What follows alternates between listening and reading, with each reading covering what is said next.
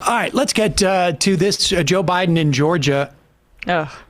Now, as much as I share your with this, we should also say that yesterday, Mitt Romney is on the floor of the Senate comparing this speech by Biden to what Trump did in the last election.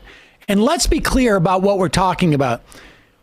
We don't know exactly what the legislation that would be passed at this point, because Joe Manchin and Krysten Sinema have decided that the filibuster is too sacrosanct. But it is a not unreasonable assumption that any legislation that passes by the Democrats would reinstate the Voting Rights Act, Section 5, which has been law of the land, or was, from 1965 to 2013, before a conservative Supreme Court decided that, in fact, racism had ended in this country. And I'm not being, that's not hyperbole. Or hyperbole. It's not hyperbole. It's neither. And Scalia basically said, enough of giving minorities special treatment.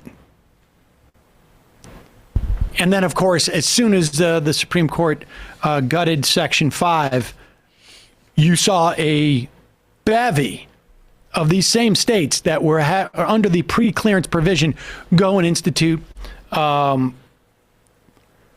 voting changes that inhibited black peoples and disenfranchised black people. They said racism was solved, so there was no need anymore. No need.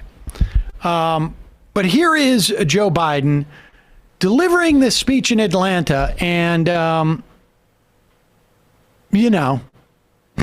here it is. We call on Congress to get done what history will judge. Pass the Freedom to Vote Act. Pass it now, which will prevent voter suppression. So here in Georgia, there's full access to voting by mail. There are enough drop boxes during enough hours so that you can bring food and water as well to people waiting in line. The Freedom to Vote Act takes on election subversion to protect nonpartisan electors, officials who are doing their job from intimidation and interference. It would get dark money out of politics, create fair district maps, and ending partisan gerrymandering.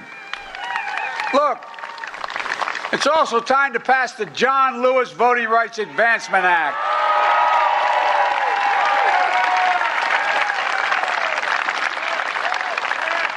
I've been having these quiet conversations with the members of Congress for the last 2 months. I'm tired of being quiet.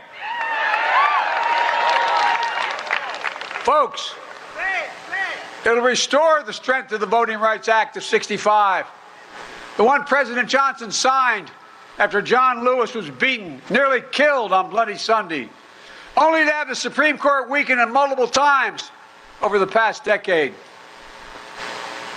Restoring the Voting Rights Act would mean the Justice Department can stop discriminatory laws before they go into effect. Before they go into effect.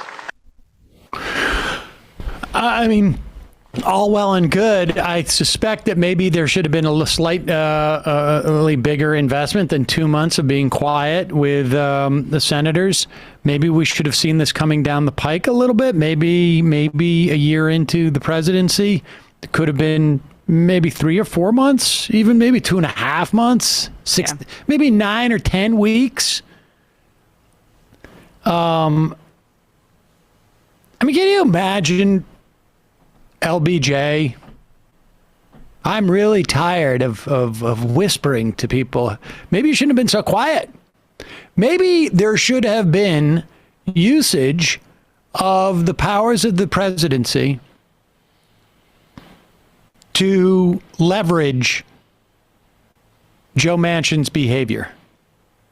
I don't know what that could be. Like, how about some executive orders that make coal that much more difficult? to profit on.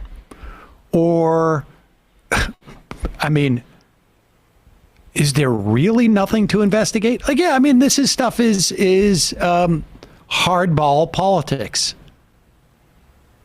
But it's not enough to say, like, I'm tired of being quiet. Yeah. Well, Why is he quiet? I mean, that's also feeding into this exact perception with Biden that he doesn't really know how to lead forcefully. It's this generic Democrat register, like it's the Republicans who are standing in the way, but it's like, you got to get your guys. You should be marching to West Virginia and Arizona.